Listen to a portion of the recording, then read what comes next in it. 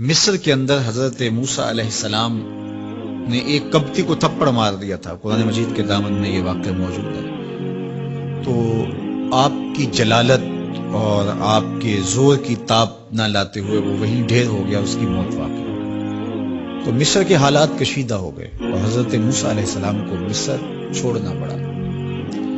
تو وہ شہر مدین کی جانب جا رہے تھے کہ راستے کے اندر ایک کنواں تھا، وہاں کچھ لوگ اپنے جانوروں کو پانی پلا رہے تھے۔ تو حضرت موسیٰ نے دیکھا کہ دو پردہ دار خواتین ہیں، وہ اپنے جانوروں کو ایک سمت لیے کھڑی ہیں۔ سمجھ گئے کہ مردوں کے ہجوم میں آنا نہیں چاہ رہی، ان کا حیا مانے ہے۔ تو آگے بڑھے اور ان کے جانور ہانکے اور ان کو سیراب کیا اور پھر ان کی جانب ہانک دیے۔ وہ واپس گئیں اور اپنے والد بزرگوار سے کہا کہ ایک سال نوجوان جس کی آنکھوں میں شرم و حیا تھا، اس نے ہمارے ساتھ یہ مہربانی کی۔ تو ان کے والد گرامی نے کہا کہ جاؤ اس کو بلا کے لاؤ۔ قرآن مجید میں اس کا ذکر کیا گیا، فجاءتہ احداہما تمشی علی استحیاء، ان میں سے ایک خاتون حیا میں سمٹی ہوئی حاضر ہوئی۔ اس نے کہا کہ ہمارے والد گرامی آپ کو بلاتے ہیں، آپ نے ہمارے ساتھ جو مہربانی کی ہے اس کا وہ اجر دینا چاہتے ہیں۔ تو حضرت موسیٰ علیہ السلام ان کے ساتھ چلے گئے، اور جب گئے تو یہ گھر تھا حضرت شعیب علیہ السلام کا، اور یہ صاحبزادیاں حضرت شعیب علیہ السلام کی تھیں۔ تو اس خاتون کا شرم و حیا کے ماحول میں حضرت موسیٰ علیہ السلام کو یہ کہنا اور چل کے اس انداز سے آنا، قرآن نے اس کی حکایت بیان کی ہے۔ تو خدا کو پسند ہے کوئی خاتون حیا کے ماحول میں آئے تو اللہ اس کی آمد کو اور اس کے آنے کو قرآن کا عنوان بنا دیتا ہے، اور قرآن کی حکایت بنا دیتا ہے کہ جو خاتون حیا کے جوہر کی مالکہ ہو وہ اللہ کو کتنی اچھی لگتی ہے۔ اللہ اکبر۔ حضرت نبی اکرم صلی اللہ علیہ وآلہ وسلم کا فرمان حیا کے حوالے سے، الحیاء من الایمان، حیا ایمان سے ہے۔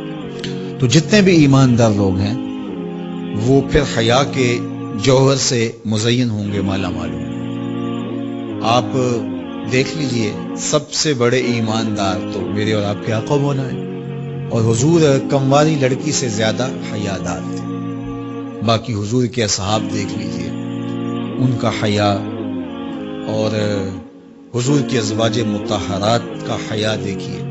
ام المومنین حضرت عائشہ رضی اللہ تعالی عنہا فرماتی ہیں کہ حضور کا جب وصال ہوا اور حضور میرے حجرے میں دفن ہوئے، تو میں جب حضور کی قبر انور پہ جاتی تو معمولی چادر اوڑھ کے چلی جاتی، اس خیال سے کہ میرے شوہر ہیں۔ پھر حضرت ابوبکر صدیق رضی اللہ تعالیٰ عنہ کا وصال ہوا تو وہ بھی ساتھ دفن ہو گئے، تو میں پھر بھی اسی حالت میں جاتی اور میں سوچتی کہ ایک میرا شوہر ہے اور دوسرا میرا والد ہے۔ کہا پھر حضرت عمر رضی اللہ تعالیٰ عنہ کا انتقال ہوا اور وہ بھی ساتھ مدفون ہوئے۔ تو حضرت ام المومنین فرماتی ہیں کہ اب جب میں جاتی تو میرا جانے کا انداز مختلف تھا۔ فواللہ ما دخلت الا وانا مشدودۃ علی ثیابی حیاء من عمر۔ کہا اب جب بھی میں جاتی تو خوب اوڑھنی اوڑھ کے اور چادر لے کے جاتی، مجھے عمر سے حیا آتی۔ یہ ام المومنین کا انداز زندگی ہے۔ مخدرات اسلام کو اس سے سیکھنا چاہیے۔ جو قبر میں دفن ہیں ان سے بھی یہ حیا کریں، جو مومنوں کی ماں بھی لگتی ہے۔ اور آج یہ دلائل دیے جائیں کہ پردہ تو جناب دل کا ہوتا ہے، چہرے کا پردہ تو نہیں ہے۔ باقی کسی کو اپنی آنکھ میں شرم پیدا کرنی چاہیے۔ عورت کو کیا ضرورت ہے کہ وہ اپنے آپ کو ڈھانپ کے رکھے۔ اب ام المومنین کا عمل یہ ہے کہ فرماتی ہیں کہ میں اپنے آپ کو خوب سمیٹ کے جاتی حیاء من عمر۔ عمر قبر میں ہیں لیکن ام المومنین فرماتی مجھے پھر بھی حیا آتی۔ اور حضرت سیدہ طیبہ طاہرہ حضرت فاطمہ زہرا رضی اللہ تعالی عنہا نے کہا کہ عورت کے لیے بہترین پردہ یہ ہے کہ اس کو کوئی غیر مرد نہ دیکھے اور وہ غیر مرد کو نہ دیکھے۔ تو جب یہ ہمارا دین ہمیں سکھاتا ہے اور حیا کا یہ سبق دیتا ہے، بڑوں سے حیا کرنے کی تلقین کی گئی، اللہ سے حیا کرنے کی، اس کے رسول سے حیا کرنے کی تلقین کی گئی۔ صحابہ فرماتے ہیں بعض اوقات ہم کچھ پوچھنا چاہتے ہوتے تھے اور حضور کے حیا کی وجہ سے ہم ایک عرصہ تک وہ بات نہیں پوچھ پاتے تھے۔